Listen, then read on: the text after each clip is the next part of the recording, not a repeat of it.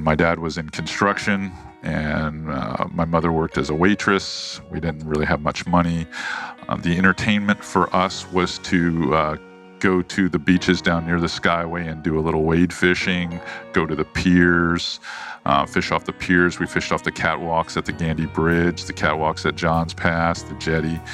And just for me versus my siblings, fishing was an escape. It was an escape from the drudgery of the everyday. We didn't get to do as much as the other kids got to do. And I was a big kid, so I did get to play sports. So I was a popular kid because I was a good athlete. But for me, fishing was everything. It was my time. I buried my fishing rod as a middle schooler at my bus stop in a Brazilian pepper bush, so I could bass fish before school, then come back after school, get dropped off by the bus, then uncover it, and then bass fish again, then go home. And so fishing was always an obsession. It was like fishing took my mind off all the other troubles that I thought I was having at that age. Where kids now, they have a lot more anxiety issues. You ought to go out fishing is what you ought to do. This is Captain C.A. Richardson, and this is Tom Rowland's podcast.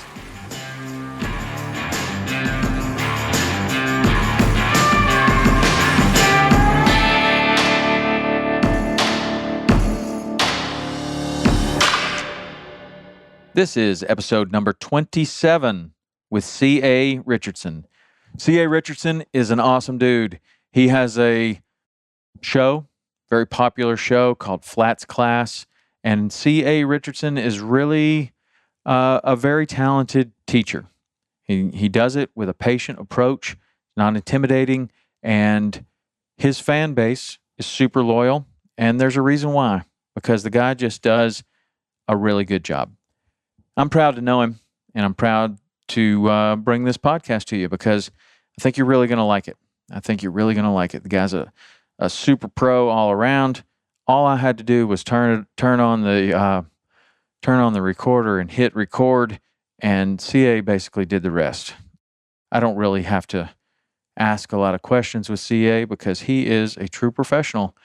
He let us in on a lot of things that got him to where he is today, and also a little glimpse into the future. Of C.A. Richardson. So I think you're going to really enjoy that. C.A. Richardson is someone who constantly and consistently pops up on my email as I put out this address, podcast@saltwaterexperience.com. Podcast@saltwaterexperience.com is a place where you can get directly to me with suggestions, not only of just who you would like me to interview, but also what you would like for me to ask them. Is there something about one of these guys that you don't know that you would like to know? Put it in there, and I'll try to track them down and try to find out for you. C.A. Richardson is probably one of the most requested guests that we've had, and so it's my pleasure to bring him to you on this episode. This episode is brought to you by Waypoint TV. Waypoint TV is a great place for you to go and watch free outdoor content, hunting and fishing, free. Absolutely free. All you got to do is watch one little commercial. You can see the entire episode. Most producers are putting all of their content up there. We even have some people right now that are putting content up there that is exclusive to Waypoint, which I think is super cool. So go to Waypoint and see all the new content on the top bar that's being promoted. And you can do that as easily as typing in waypointtv.com in your browser. You can also go and get it on the App Store for your phone, for your tablet, for your Roku, Apple TV, Amazon Fire, even some Play, game systems. Lots and lots of places, pretty much everywhere. So you can watch your favorite content anywhere, anytime, anywhere you want. So, Waypoint TV, I think you're going to really like it. Now, C.A. Richardson coming your way right now. C.A. Richardson, sitting down. Finally, we've been trying to do this for how long? A couple of months now. I know. I really appreciate you sitting down with me. We started getting to know one another when we were both fishing in the IFA tournaments, as I remember. Oh boy, that was a long time ago. It seemed like forever that I was in competitive fishing. And since then, so many things have changed. Yeah. Television's blown up. FlatsClass, the brand, as far as being a how-to entity in most people's light tackle, I guess, adventures, has played a bigger role with them as far as me teaching them how to fish. You've really come into your own as an instructor, in my opinion. Just looking from the outside, that's what it seems like. You've really found your niche as a true instructor on a big stage with a very personal approach. Yeah, that's always been the goal at FlatsClass. The goal was to develop a charter business at first. Yeah. Where all the customer base was going to want to throw either light tackle, plastic, and plugs, or we were going to throw fly. Did not want to be the everyday hotel guide, throwing shiners. Not that there's anything wrong with it. Right. I just wanted to specialize in one style of fishing that I was suited for, and I felt like I could create a value for these folks. So I started the classes off very small, a dozen people maybe in a class at a very small local tackle retailer.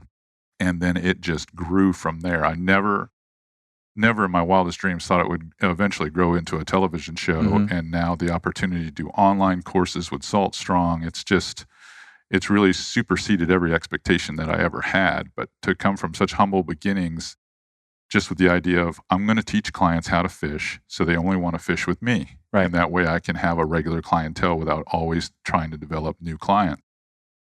And that simple mission turned into what it has today. Here we are going into season 13 with FlatsClass, and I'm an everyday charter guide. I'm getting a little older now, so I don't want to do it every day anymore, but I'm still doing it every day. But the future will probably, for me, will likely spend more time doing the schools and personal appearances and more of the online how-to courses.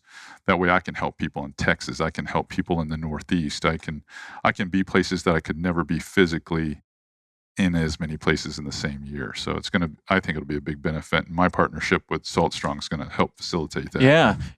I'm familiar and friendly with those guys as well. And they have talked to me about doing those courses too. And we just haven't been able to do it. But what's your experience? It's really good. There's lots of feedback. It requires some time because you've got to interact with the questions that are coming through. So it does take a little bit of time, but I'm the guy that works 14 hours a day, just like you do. So I'm on the water. I come home. I look at some of those questions, and some of them are easy to answer and many of them are redundant, but you're helping people and they appreciate it. And it provides a connection to me. Whether we sell 1,000 of the courses or if we only sell 500 or 300, whatever, it is a value and it's content for Salt Strong overall. And it's fun to do the courses. The shooting of the course for me is the most fun because we do it over 2 or 3 days. It's a break from the normal day-to-day guiding. Yeah. How is it different from your television show shooting? It's a lot different because it's in very digestible bites, 3 to 6 minutes of video showing one particular way to do something.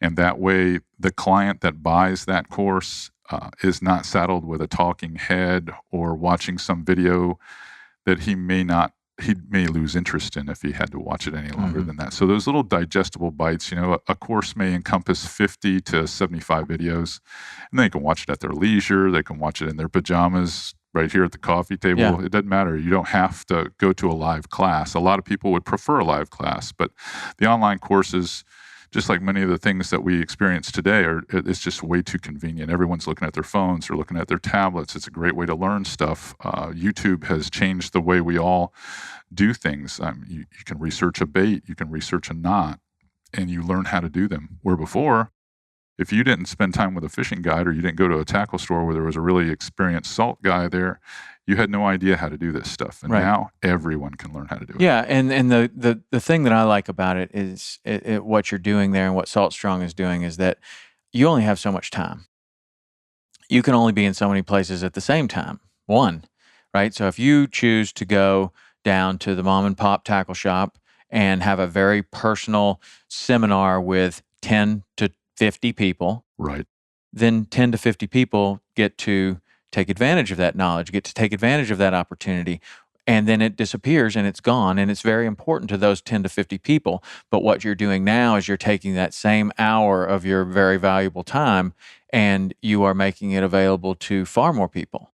And forever. Right. It's always going to live there. So it's going to be used over and over and over again. And then we can add to it.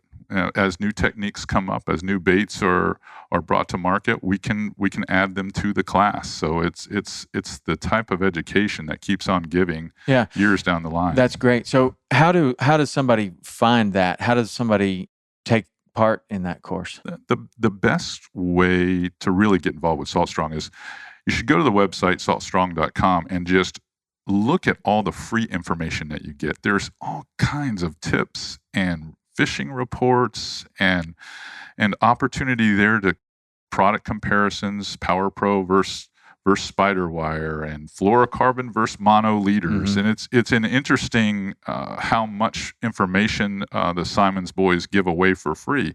But there's another subscription layer underneath that. And if you pay for that subscription layer, then you get a lot of the tips that I'm teaching through the course without actually buying the course. And then it's up to you. You'll have a special price to buy those fishing courses. So you may be able to buy the course for 25% less than someone that's not a member. Wow. But I almost like to liken it to Amazon Prime. If you spend a little bit of money to be a subscriber and be part of their crew, be part of the Insider Club, the fishing club itself, it will actually pay you back. You'll make all that money back in just a month or two. I mean, you'll get all the money back. How are you getting it back? You're getting it back with discounts on product. Okay. You're getting it back with the discounts on the actual courses itself.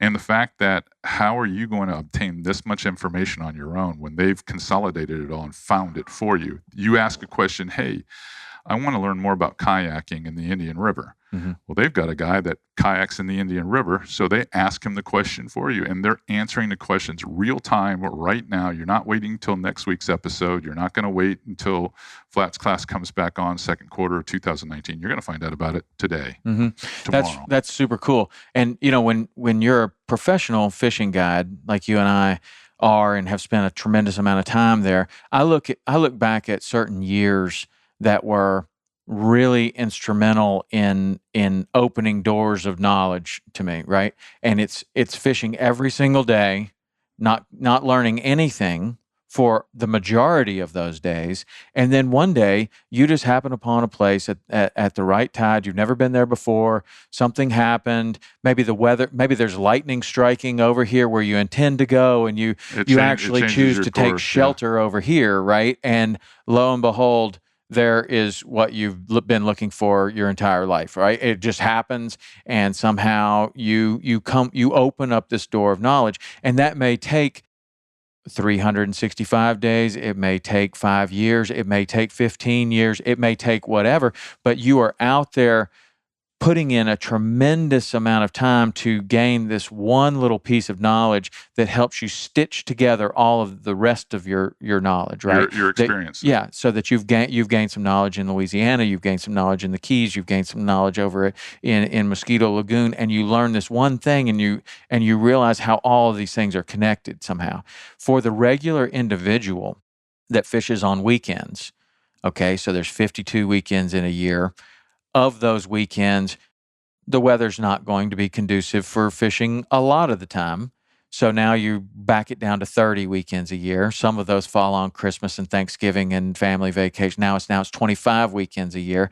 And then, so you have, let's just say it's between 20 to 25 weekends a year for a super avid fisherman, right? And I think, okay, well, 20 to 25 weekends a year, that sounds like a lot of time, but really that's only 52 days. That's it. That's a little bit more. That's less than a professional fishing guide is fishing in 2 months. That's right. Right? So, and in 2 months, maybe you learn something. There are dry stretches in a fishing guide's life where in 2 months you really don't learn much. And then you may have 2 months where you learn 10 years worth of things. But what I'm trying to get around to is that for the regular guy, you've got 50 days of fishing per year, and that is a super avid person. Right. So it's somewhere between 15 and 30 days of fishing. You're trying to get better. That is not much time. So to have someone like yourself and a resource like that available, that's really amazing, and you're going to gain years worth, I mean, 10 years worth of knowledge in a small course when you look at it like that, when you really break the time down. I mean, a lot of people say, "I fish all the time." Well, they're thinking about fishing all the time, they're reading about fishing, they're watching fishing, but the actual amount of time out there on the boat, Isn't that much? it's not. It seems like it, and your And wife will tell you that your gas bill looks like it, but that's right. That's right. Or complain about how little time you spend with her and how much time you spend on that boat of yours. But the reality of it, of a lot of the weekend warrior anglers fall into a perpetual habit of fishing the same glory hole zone exactly. over and over again. Because you're taking your brother-in-law that you've talked about, "Oh, you've gotta come down here and see me," and so you're trying to show him a really good time, you're trying to get him into fishing, or maybe it's your son or your daughter, or, they're the guy from work or something that you've talked about, so you wanna take him right to the meat. Well, the meat is what you did last weekend, which now the tides are all different. You That's should do right. that 2 weeks away, Because but that's your confidence yeah, spot. that's your confident spot, and then you kinda think, "Well, I'm gonna do that, and then I'm gonna explore out." But that guy gets tired and is ready to go home, so now you've done the same thing 5 weeks in a row. You've learned nothing, really. Nothing. And there's certain rules in fishing that hold true no matter where you fish, whether it be the signatures that you see in nature that tell you whether fish are there or not, the birds, the bait fish activity, water temperature, which way the current is moving across there's all kinds of little signatures that will clue you in if you're doing the right thing. And experience tells you over time which ones that you can line up that'll make fishing at least okay, at least Yeah. average. Because I always like to break things into thirds.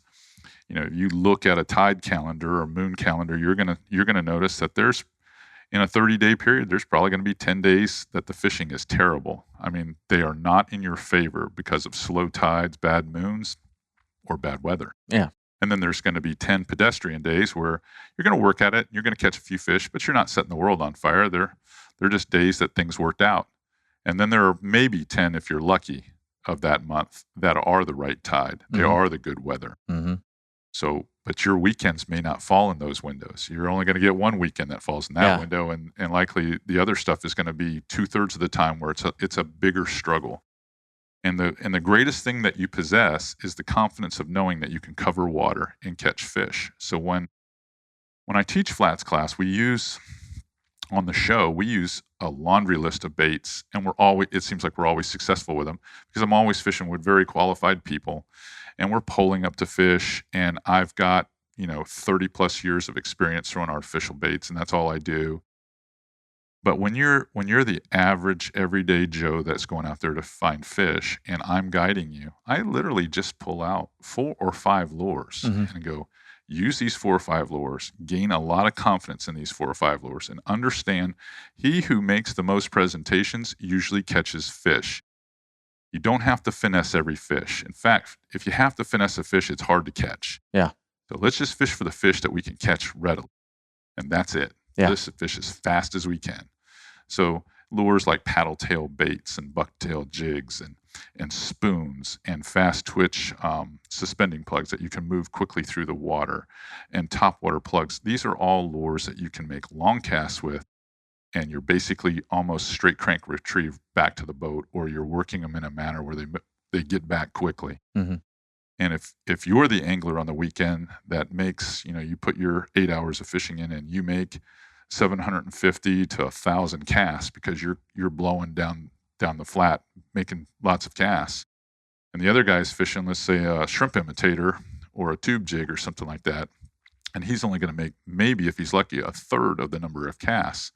Well, he better be a pretty good finesse fisherman to catch more fish than you, because you're going to cover more water, and you're literally making sales calls to fish, and Yeah. there's going to be more answers. There's going to be more pickups if you make 1,000 casts. It's not pretty fishing sometimes, but it's the easiest way to get the right result. Yeah.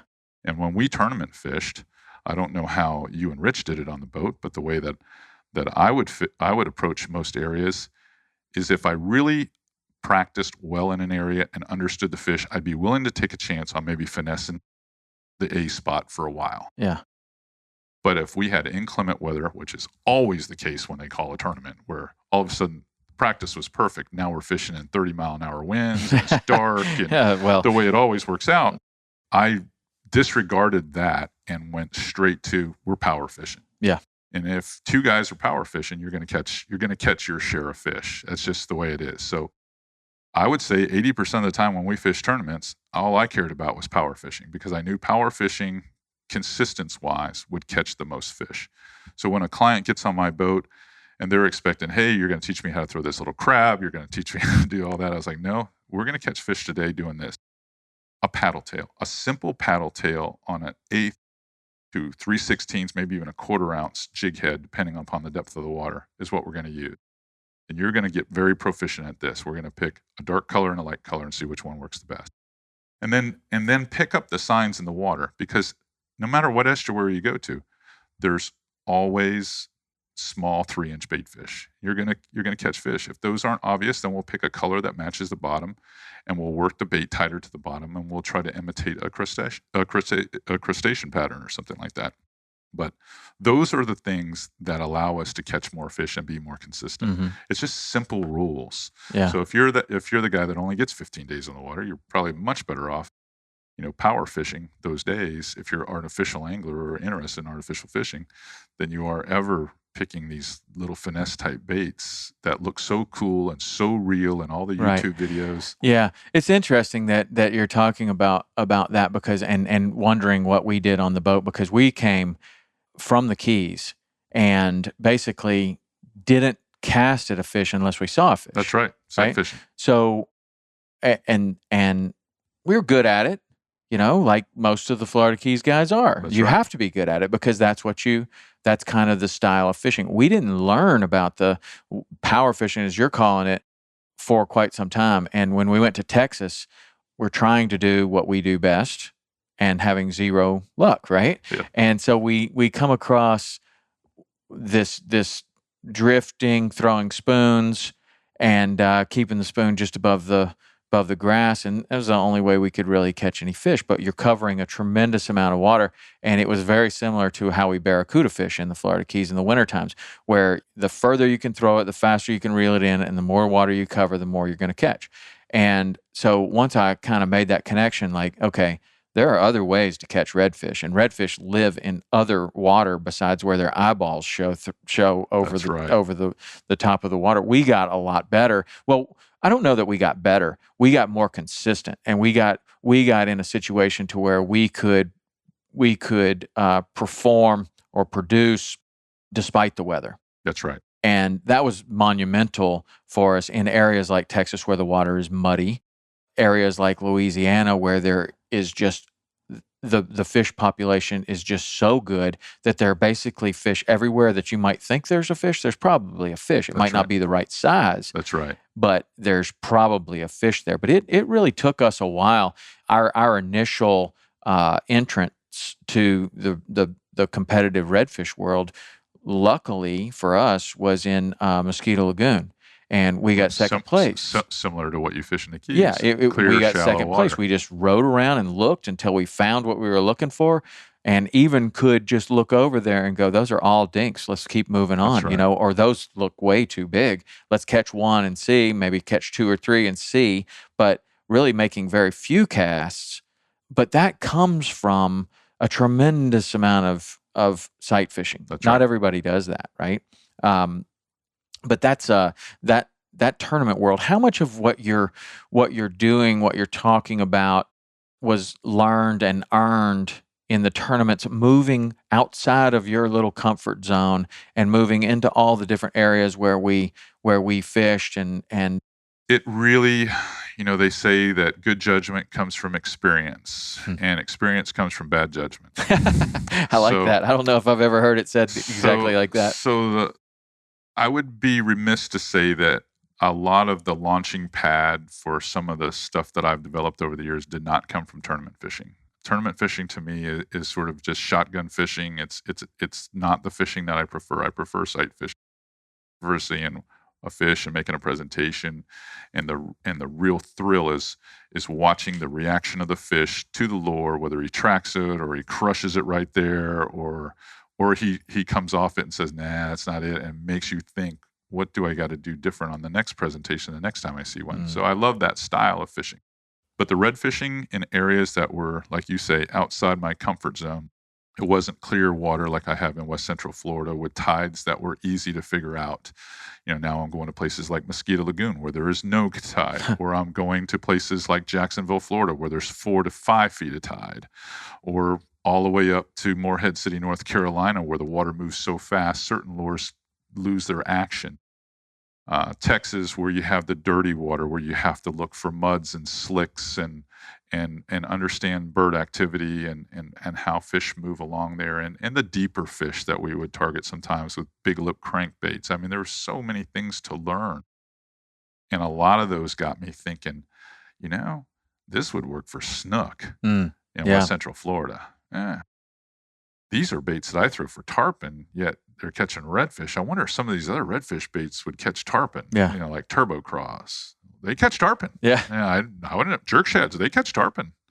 So it in my mind is always working on the next idea.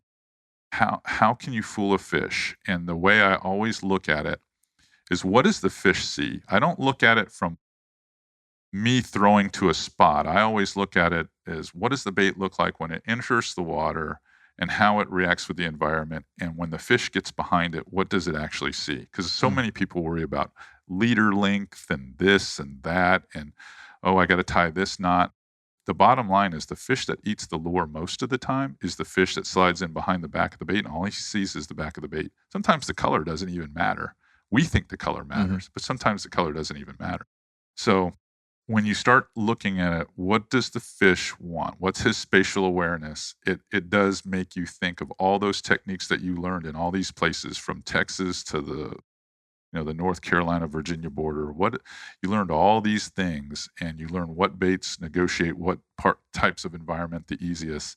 I do incorporate that now quite a bit. I mean, I'll always probably be known as one of those redfish guys, but it's my least favorite fish to catch. I'd much rather catch big sea trout. I love catching big sea trout. I love catching tarpon.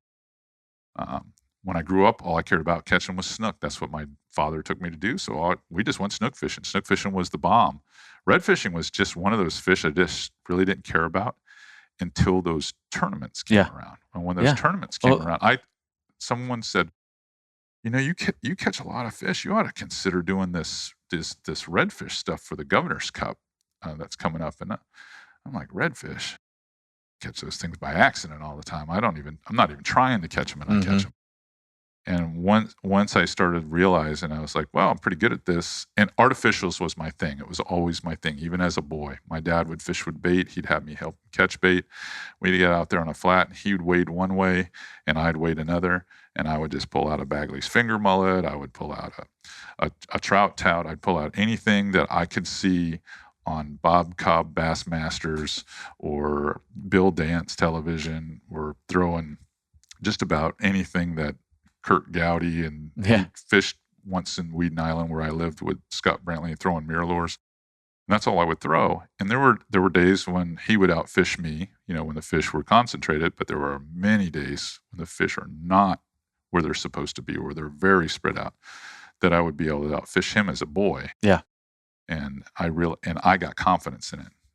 And then it was like tying a lure on was like someone else tying a live mullet on or a live pilchard on. They knew they were going to catch a fish, and I knew if I tied a mirror lure on, I was going to catch a fish. Yeah. And once you get to that level, you're that's interesting, because when you were talking about how the fish comes in behind the lure and is seeing the way the lure's reacting from behind it, and I'm listening to you talk, and a lot of it has to do with confidence. And at times, when you are really fishing hard, it almost feels like, occasionally to me anyway, and I'm wondering if it feels the same way to you, that you can will a fish to bite. I believe all good fishermen think they can do that. Yeah. They can make a fish bite a lure. They can.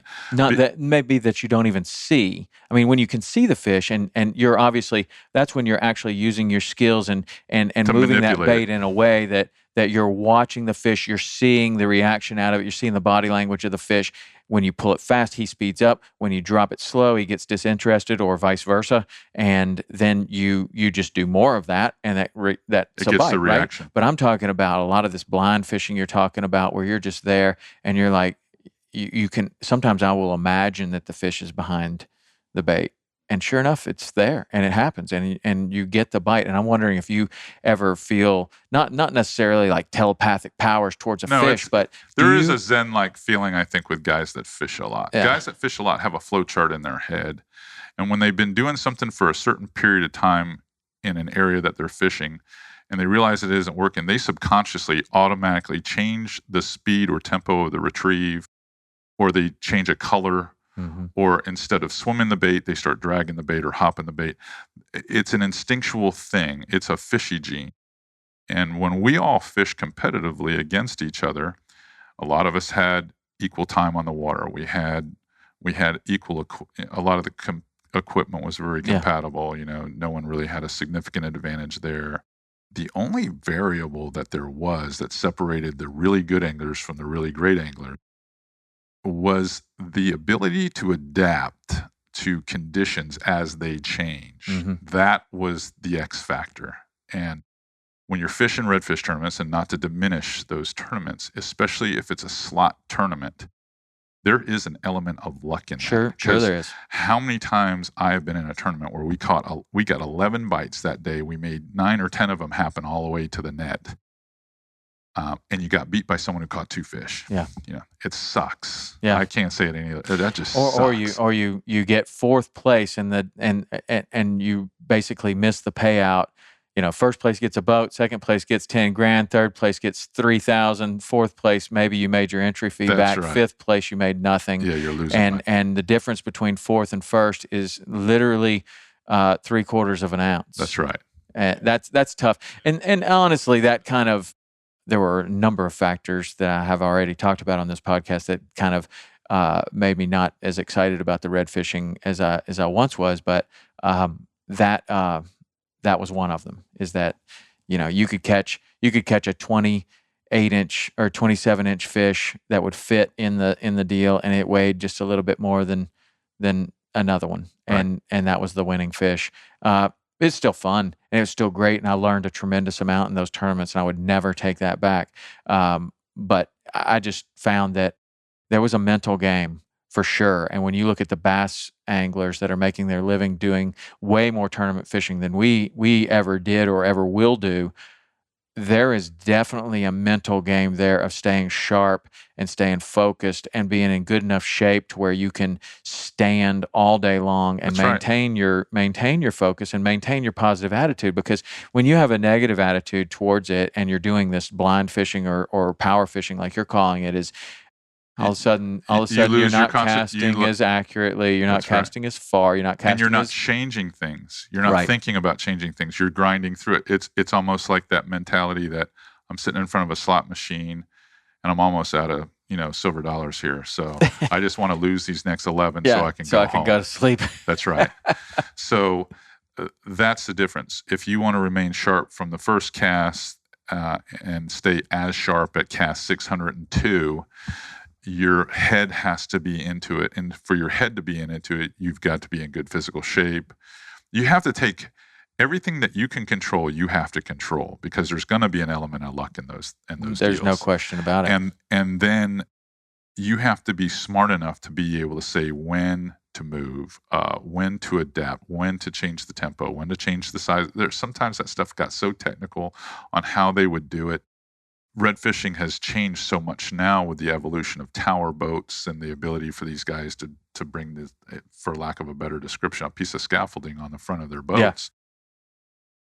It doesn't appeal to me at all, because I feel like all they do is just drive around and mark zones where fish are, and then go back there and fish them with smelly sting baits. And just try to depend on But them. I mean, given the opportunity, if we could, if when we were coming up, 20 years ago, this was the tournament scene, it solved it satisfied a need. It helped. I mean, I'm sure for you as for me, I mean, the tournaments taught me a tremendous amount about sponsorship, and the television show would never have happened Oh, had there not been tournament fishing. Because as a fishing guide, we had no tool to that, sell the that's right. sponsor, That's right? right. We had no mechanism for the sponsor to gain more exposure to a larger audience than just the two people that are in the boat. And then that learning process of being able to successfully develop a relationship with a company and deliver something that is of value to that company, and then enough so that the next year they do it again That's and do right. it again and do it again. That was incredibly valuable, and that would have never happened had it not been for the tournament. So I have kind of a, A it's not lo- uh, necessarily a love hate, because I don't hate the tournaments at all. I love the tournaments, but given the choice, I probably wouldn't fish them if I didn't have to. and I'm right there with you. The experience was such that we learned a lot about the business. Yeah. We definitely learned a lot about the business. We learned how to handle sponsors. We learned a lot about you had to be responsible. You couldn't say some of the things that you'd like to say sometimes.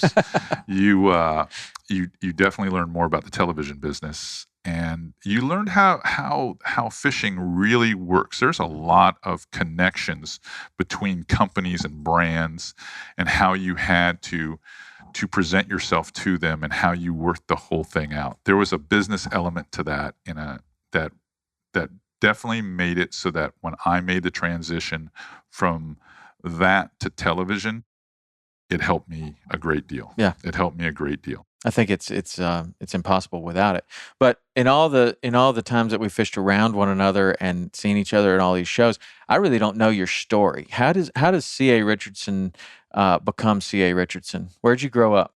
Grew up in St. Petersburg, Florida. I was born in Charleston, actually. Okay. And we moved there when I was small. And when I was probably about a year old, I literally went to primary school, middle school, and high school right there in St. Pete. And during the 70s, there was an energy crisis. There was a huge recession. There was not much construction going on. St. Petersburg is not the boom town that it is today, with swanky restaurants and martini bars. It was known as the home of the newlywed or the nearly dead. It was basically you were either a retired person or they were young families that could afford to live there because it was less expensive. And my dad was in construction, and my mother worked as a waitress. We didn't really have much money. The entertainment for us was to go to the beaches down near the Skyway and do a little wade fishing, go to the piers, fish off the piers. We fished off the catwalks at the Gandy Bridge, the catwalks at Johns Pass, the jetty. And just for me versus my siblings, fishing was an escape. It was an escape from the drudgery of the everyday. We didn't get to do as much as the other kids got to do. And I was a big kid, so I did get to play sports. So I was a popular kid because I was a good athlete. But for me, fishing was everything. It was my time. If I buried my fishing rod as a middle schooler at my bus stop in a Brazilian pepper bush, so I could bass fish before school, then come back after school, get dropped off by the bus, then uncover it, and then bass fish again, then go home. And so fishing was always an obsession. It was like fishing took my mind off all the other troubles that I thought I was having at that age. Where kids now, they have a lot more anxiety issues. You ought to go out fishing is what you ought to do, because that solves a lot of that. But I stayed after that very, very hard, and I always enjoyed my time in the outdoors. I went to after high school. I went and continued my education as in technical drawing because I thought I wanted to be a draftsman. Wow. I didn't Now, want is to that do. at a regular college or like a? It was a technical school. Okay. And I went to St. Petersburg Junior College in addition to that, but I really thought I letter well, I draw well. I want to do this. And what would that have done? What would you do with that? I was going to be an architect or a Okay. Yeah. draftsman Okay. or Gotcha. do something creative, feel something, do a job that was rewarding. I worked with my father doing ceramic tile, and it was good money. Yeah. For a kid, it was great money because I was tireless. I'd work every chance I got, always had cash in my pocket. But when I went to this engineering firm to apply for this job, and I was sitting in there, and there were other people sitting in there for other positions and stuff, and I remember feeling, God, it's cold in here, and it felt sterile. There were fluorescent lights and everything like that. I'm watching people walk around, and I'm noticing them, and I'm like, these aren't the people that I hang out with. This isn't, I'm used to listening to Led Zeppelin and Leonard Skinner on a job site, and I'm talking about going fishing later on. These guys, they don't look like they fish at all. I don't who in this room do I relate to? And by the time I actually got in to do the interview, I had already decided that I don't think this is for me. It's not for me. When I went home, I decided to continue working. My dad and I never saw eye to eye. So by the time I was 24 years old, I was working for myself. And shortly after that, I ended up getting married. But I was the guy that would work as long as I could and then always fish on the way home or on the way to work, fishing every weekend, traveling to do local tournaments and things like that. That's all I cared about was fishing, fishing, fishing.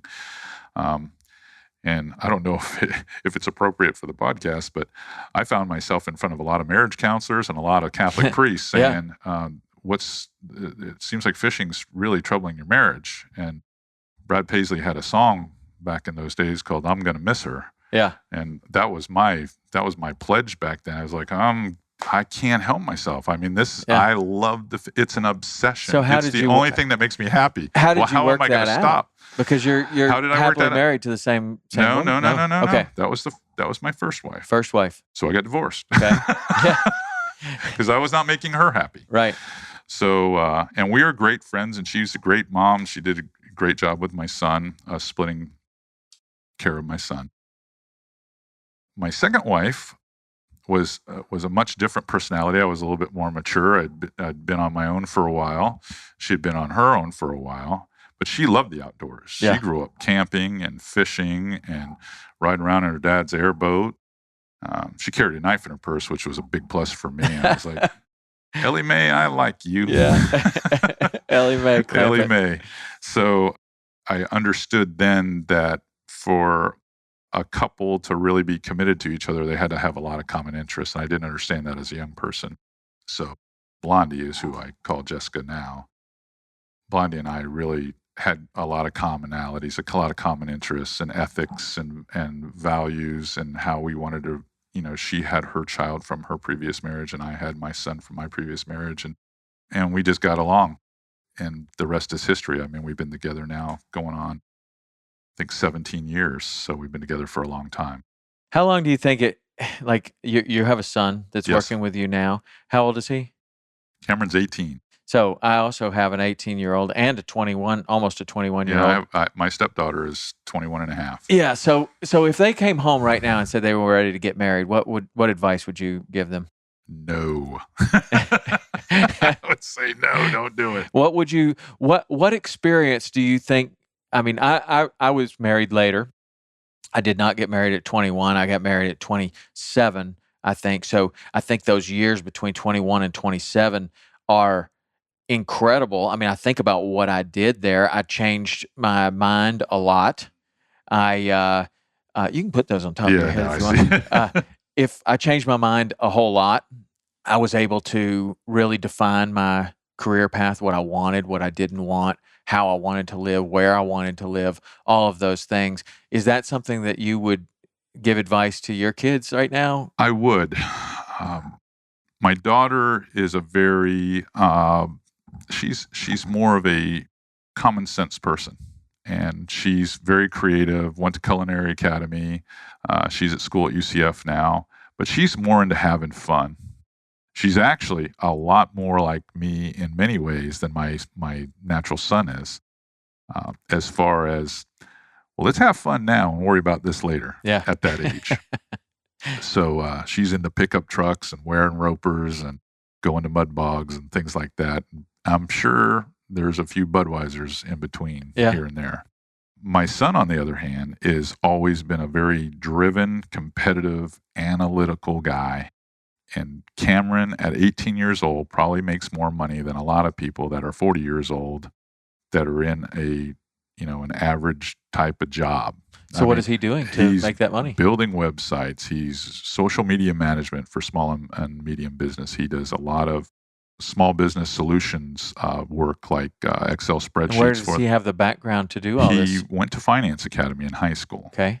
And he's just now starting college. But Cameron always had the ability to communicate better than all the other kids. So kids now, they're so locked into their phones, and they don't have communication skills that you and I had to develop. So when you talk to a 25-year-old person now, they really seem like they're 18 to me. They don't seem like they're 25. A lot of when them we were do. 25, we were 25, but they don't seem that way because they're not used to communicating the way that we had to grow up. And to solve something, conflict or whatever, you had to actually talk to somebody, go in a room, get it out.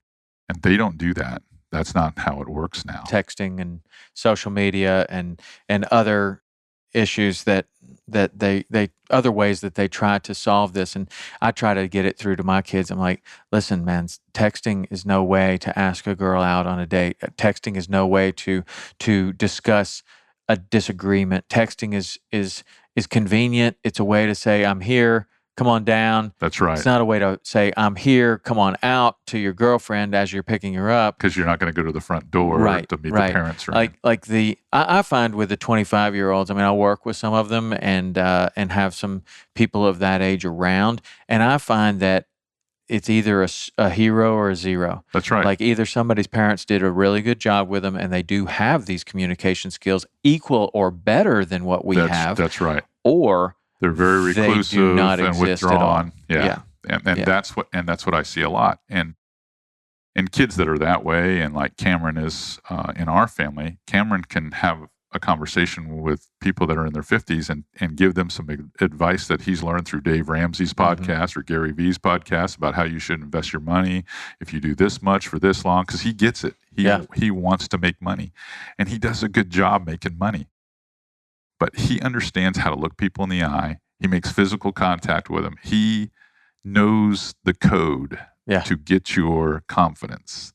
And so many kids don't. They've never communicated. So when he's around his friends, they rely on him. They look at him as they're their big brother, and some of them are a year older than him in the class ahead of him. Well, I think that's a sure sign that you've done a good job raising him and telling, showing him or telling him or demonstrating in some way, shape, or form that those kind of communication skills are super important. As a fishing guide, you develop those communication skills and hone them to a razor's edge, because out there a lot of people think that just a fishing guide just takes somebody fishing, but the people that you're taking fishing generally on an $800 charter are CEOs of companies and people that are expecting a high level of service. And as a 22, 25-year-old, having to cater to those kind of people certainly taught me a lot of things.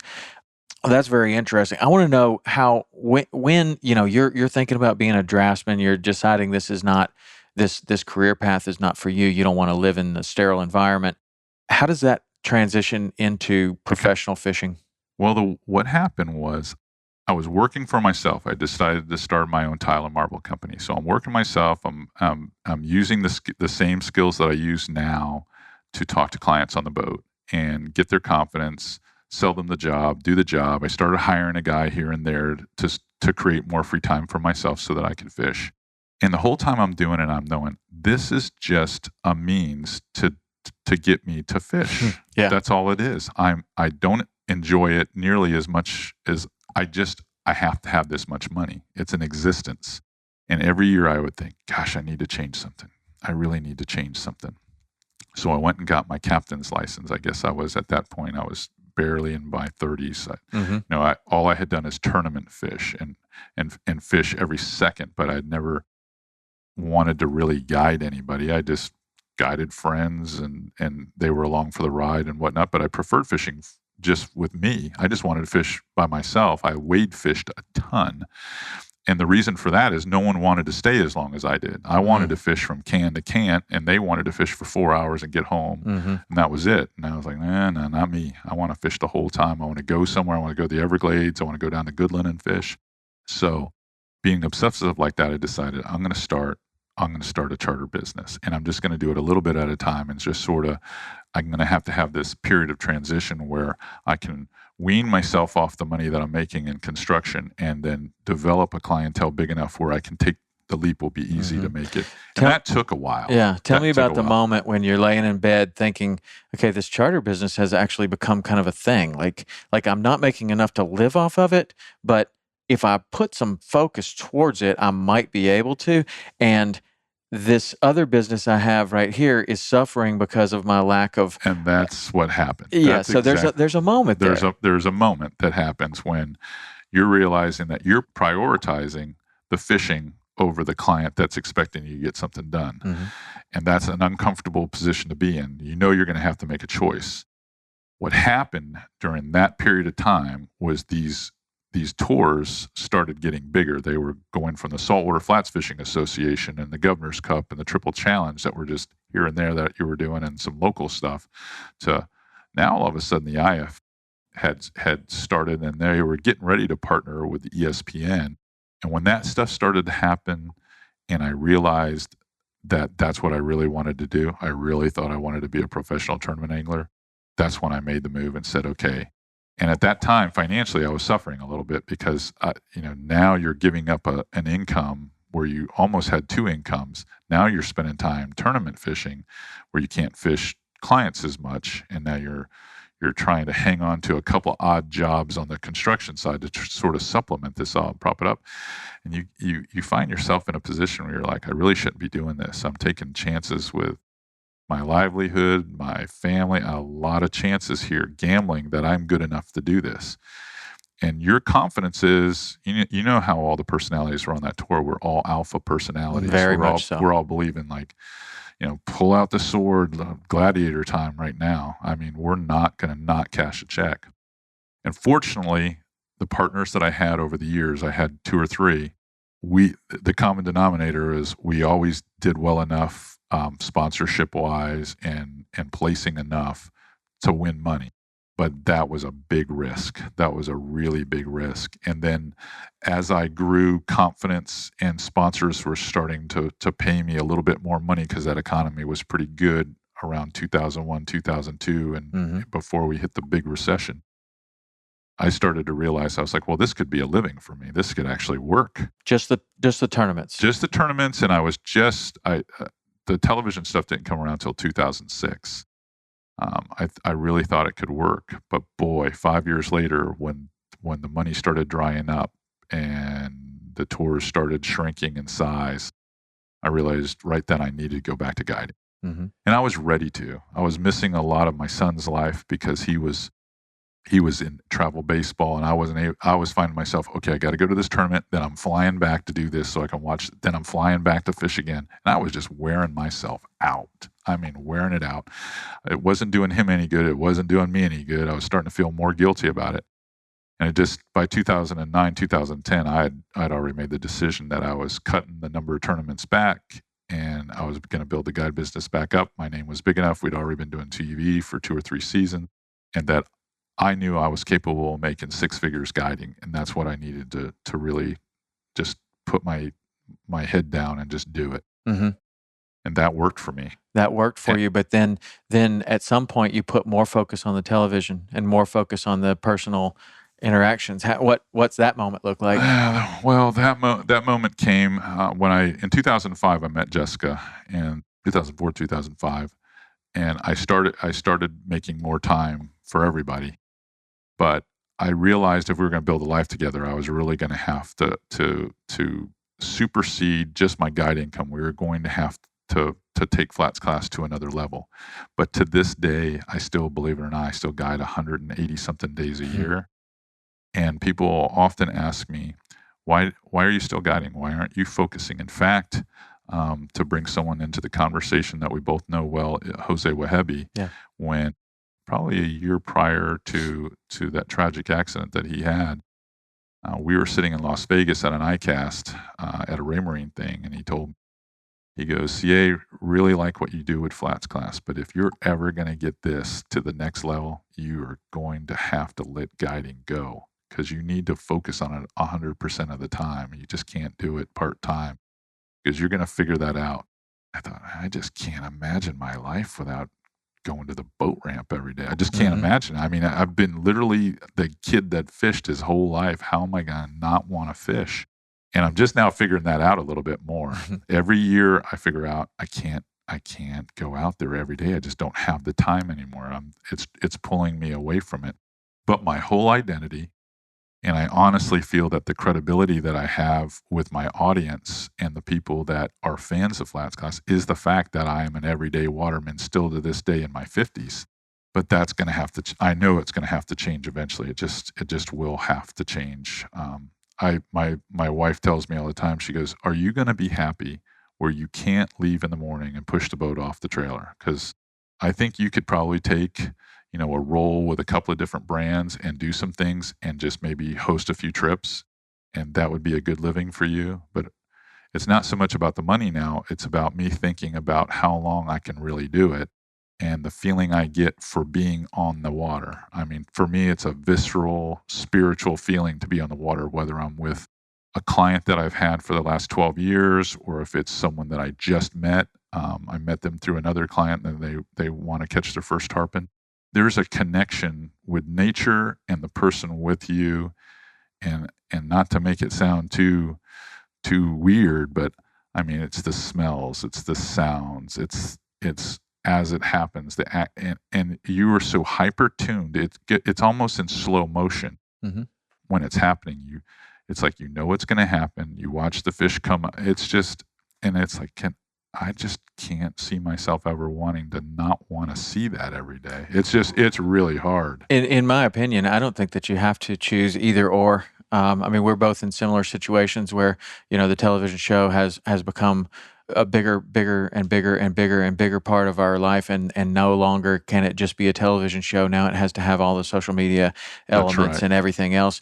And I don't think that it has to be an either or. I think that you're going to continue to be able to go out on the boat as much as you want, but I think that Jose is right, and in my experience, that if you really want to take it to the next level and you really want to, what I see you doing is you really want to help more and more and more people. In order to help more and more and more people, at some point you have to decide that I can go out there for 8 hours and help 2 people, or I can use that 8 hours to help hundreds of thousands of people.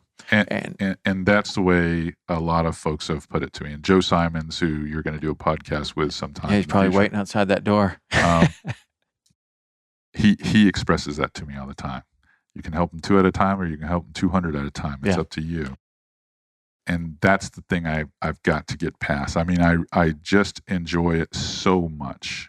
It's just one of those things that it's hard to explain. And I'm humble. I can't believe how many people walk up, because our following is a very organic following. I am not an enthusiastic television host where I did have these false moments of disingenuous enthusiasm where, wow, redfish, and you want to spike them in that's not me. I feel like, who wants to watch me? I'm just an everyday guide. And the only thing that really resonates with everyone who tells me that's my favorite television show is the fact that you have a way of delivering a message that is easy to understand for us to catch fish. It's not condescending. It's not that you're trying to prove anything. It's just you have a way about you that gets it done, and they enjoy it. And for me, it's so easy because it's exactly what I do every day. Well, that's the path of least resistance. And in my experience, I feel like you find those paths of least resistance, and if you enjoy them, then that's what you should pursue. You should put your foot on the gas and take off. And I know you've got a hard stop here. I feel like I could sit here and talk to you about this and about guiding and about the art of guiding versus the art of angling. And I'd like to do that with you on another podcast. I'd be happy to do it with you. You're one of the good guys in the business. You've always been looked at as one of the good guys in the business. When people ask me, who are the guys in the business that you have a lot of respect for?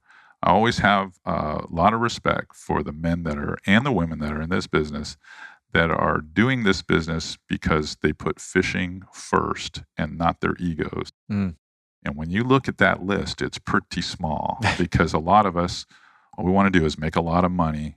We want to, there's guys that do this for, personal fame. They do it for whatever reasons they do this job.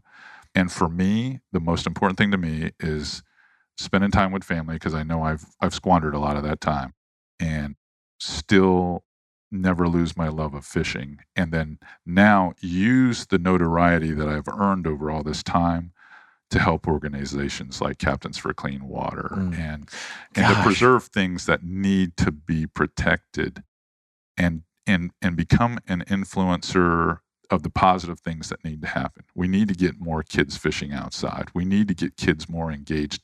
Put those phones down, put those tablets down, and get them outside to fish, because the future of fishing and the future of saving some of these areas are going to be left for generations that are younger than both you and I.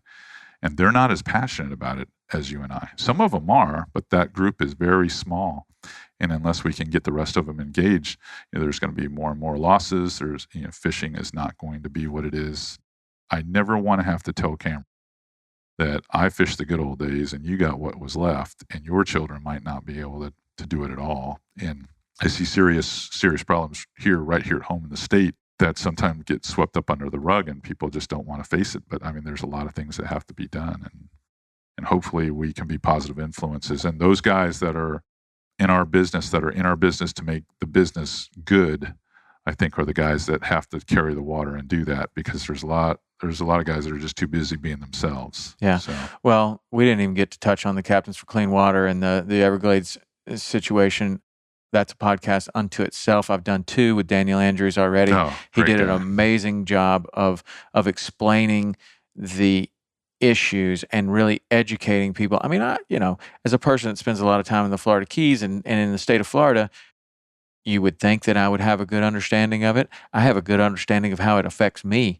I don't have a good understanding of the overall problem. And I think that's an issue with anglers on the East Coast, with anglers on the West Coast, with anglers in the Florida Keys, with anglers that visit the state of Florida from all over the country. They have an understanding of how this issue is affecting them, and whether maybe they have a house on a certain canal. Well, we've never had, they see pictures of all this nasty water coming into people's canals. Well, it's never happened to them, so they're not really all that concerned about it. And what Daniel did for this podcast and this audience, and for me in particular, was really stressing the importance of how each angler, each boater, each person that likes to go to the sandbar, each person that likes to swim in the ocean, each person that likes to go to Key West and party on Duval Street, how this all affects each one of us, and how the issue is multifaceted. But when there's too much rain and fresh water shooting out the sides of Florida, that does affect the Florida Keys. Maybe not right now. We might not see this green nasty water pouring out of buckets, like they are up there, Fort Myers or in Stewart. But eventually, that is a problem that affects us all.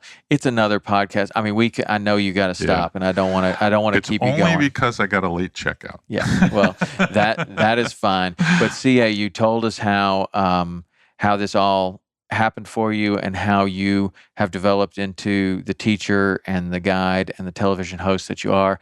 I have a lot of respect for you, and honestly, the fishing industry is better for it. So I hope that you put your foot on the gas and take it to another level. I will, and proud to know you as a good friend and as another good steward of the environment. So, well, thanks. We'll do this again. Absolutely. Thanks a lot, buddy. See ya. That was a great show with C.A. Richardson. Man, it's no wonder that so many people like that guy. Super nice guy, super genuine, super authentic, and really knowledgeable. He really knows his stuff. And more than just knowing his stuff, he does a great job of articulating the information in a way that pretty much anyone of any skill level can understand, digest, and actually go and put to use. So if you want to check out more CA, check out FlatsClass. You can find it on Waypoint TV. All the new episodes are up there. All the past episodes are up there. It's a very easy place for you to find him. Send me an email, podcast@saltwaterexperience. Let me know what you think about the podcast. You can also tag me on Instagram, Tom_Rowland. or our Saltwater Experience account. Search Saltwater Experience on Instagram. That's a great way to get us. The best possible way is the podcast at Saltwater Experience. That comes directly to me, podcast at saltwaterexperience.com. You can hear all past episodes on iTunes by searching Tom Rowland Podcast. It's best just to go ahead and subscribe there. Subscribe, and then you get all the new ones come right to you. Or you can go to saltwaterexperience.com/podcast, and you can see all past episodes. Until next week, thank you, and see you later.